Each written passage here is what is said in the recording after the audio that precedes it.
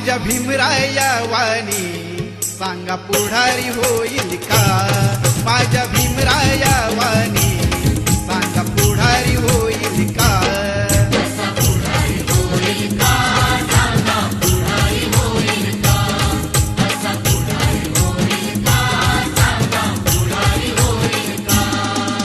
सुज्ञानाचा निर्मळ जरा भीमासारखा माणूस खरा जन्मा येईल का?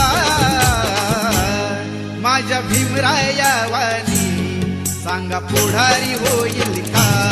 माझ्या